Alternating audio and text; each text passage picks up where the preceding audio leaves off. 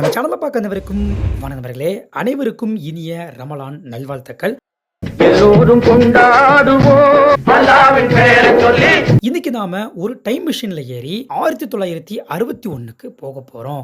ஏன் தானே கேக்குறீங்க? ஃபர்ஸ்ட் நம்ம அந்த வருஷத்துக்கு போவோம், அதுக்கப்புறமா நான் என்னன்னு சொல்றேன்.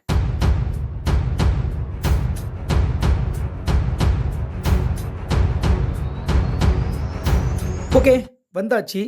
ஆக்சுவலாக இன்னைக்கு என்ன நாள் அப்படின்றது உங்க எல்லாத்துக்குமே தெரிஞ்சிருக்கும். ரமலான் திருநாள். ஓகேப்பா, அப்போ நீ இதை பற்றி தான் பேச போறியா?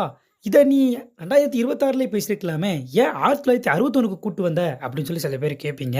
ஏன் அப்படின்னா, இந்த ரமலானுக்கு ரொம்ப ஸ்பெஷலான வருஷம் 1961. சிவாஜோட நடிப்பில் வெளியான பாவமன்னிப்பு படம் 1961 தான் வெளியாயிருக்கு.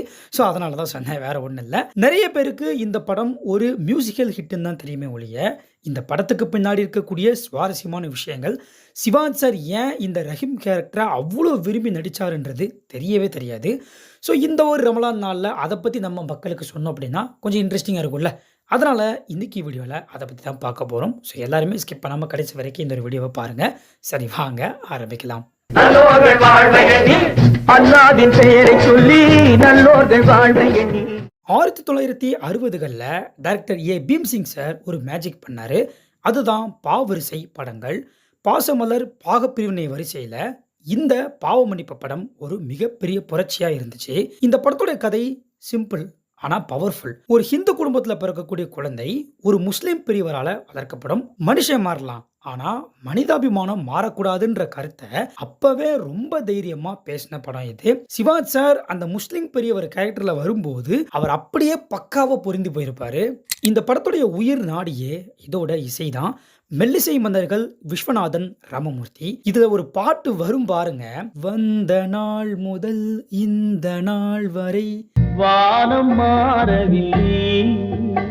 அதுலயும் குறிப்பிட்டு இந்த ஒரு வரியெல்லாம் கேட்டீங்கன்னா ரொம்பவே பயங்கரமா இருக்கும். பறவையை கண்டான் விமானம் படைத்தான் ஆரம்பிச்சு மனுஷன் எப்படிலாம் மாறிட்டான், ஆனா இன்னும் மனசளவுல மாறல அப்படின்னு சொல்லிட்டு கண்ணதாசன் அவ்வளவு சூப்பரா சொல்லியிருப்பாரு. இந்த பாட்டு உருவானப்போ இது இவ்வளவு பெரிய ஹிட் ஆகும்னு யாருமே நினைக்கலையா. இன்னொரு சுவாரஸ்யமான விஷயம் என்னன்னா, இந்த படத்துல சிவாஜ் சார் கூட ஜெமினி சாரும் நடிச்சிருப்பாரு. ஸோ ரெண்டு மிகப்பெரிய ஜாம்பவான்கள் ஒன்னா நடிச்சும் யாருக்குமே ஈகோ இல்லாம அந்த கதைக்கு என்ன தேவையோ அதை மட்டும் பண்ணியிருப்பாங்க.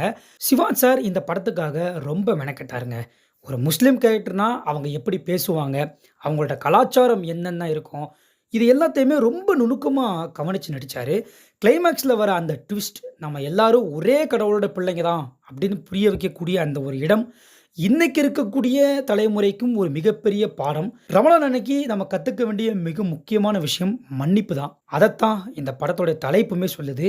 மற்றவங்க பண்ணுற பாவத்தை மன்னிக்கிறவன் தான் உண்மையான மனிதன்.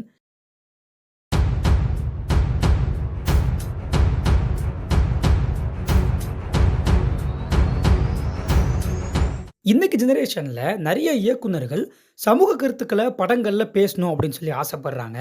ஆனால் இன்னும் சில இயக்குனர்கள் என்ன பண்ணுறாங்க அப்படின்னா, சமூக கருத்துக்களை மட்டும் பேசினா படங்கள் ஓடாது அப்படின்றதுக்காக அதை கொஞ்சம் கமர்ஷியல் கலந்து பேசுவாங்க. ஸோ அப்படி பேசும்போது மக்கள் மத்தியில் அந்த படம் சொல்லக்கூடிய கருத்துக்கள் அப்படின்றது அவ்வளோ ஈஸியாக போய் சேரும். இந்த மாதிரி ஒரு விஷயத்தை 1961 பாவ மன்னிப்பு அப்படின்ற ஒரு படத்தில் எப்போவோ பண்ணிட்டாங்க. ஏன்னா இந்த படம் சமூக கருத்துக்களை சொல்லியிருக்கு. அதுவும் அப்போ இருந்த மக்கள் அவ்வளோ ஈஸியாக புரிஞ்சுக்கிற மாதிரி கமர்ஷியலாக படத்தை எடுத்துகிட்டு போயிருப்பாங்க. அதுதான் இந்த படத்தோட மிகப்பெரிய வெற்றி. ஸோ இதுலேருந்து நான் என்ன சொல்ல வரேன் அப்படின்னா, இந்த ரமலான் லீவில் நீங்கள் உங்கள் ஃபேமிலியோடு சேர்ந்து ஒரு பழைய கிளாசிக்கல் மூவி ஒன்று பார்க்கணுன்னு ஆசைப்பட்றீங்க அப்படின்னா கண்டிப்பாக பாவமன்னிப்பு படத்தை மிஸ் பண்ணிடாதீங்க. சிவாஜ் சாருடைய அந்த நடிப்பு உங்களை கண்டிப்பாக உருக வைக்கும். ஒருவேளை நீங்கள் இந்த படத்தை பார்த்துருந்தா உங்களுக்கு இந்த படத்தில் பிடிச்ச சீன் எது, இல்லை வந்த நாள் முதல் பாட்டு இருக்குல்ல, அந்த பாட்டில் உங்களுக்கு பிடிச்ச வரி எது அப்படின்றத கீழே கமெண்டில் போடுங்க. ஸோ இந்த ஒரு நல்ல நாளில் பாவமன்னிப்பு படத்தை உங்களுக்கு ரீவிசிட் பண்ண வைக்கணுன்றதுக்காக தான் நான் இந்த ஒரு கண்டென்ட்டே கிரியேட் பண்ணியிருக்கேன். மற்றபடி வேறு ஒன்றுமே கிடையாது. சரி, ஓகே, உங்களுடைய கருத்துக்கள் என்னென்னன்றதை நீங்கள் கமெண்ட்டில் போடுங்க. ஓகேவா? லைக் பண்ணுங்கள், ஷேர் பண்ணுங்கள். ஒன்லி சிவாஜி கணேசன் சேனலை சப்ஸ்கிரைப் பண்ணுங்கள். நாளைக்கு இது மாதிரி நல்ல ஒரு வீடியோ நான் உங்களை சந்திக்கின்றேன். நன்றி.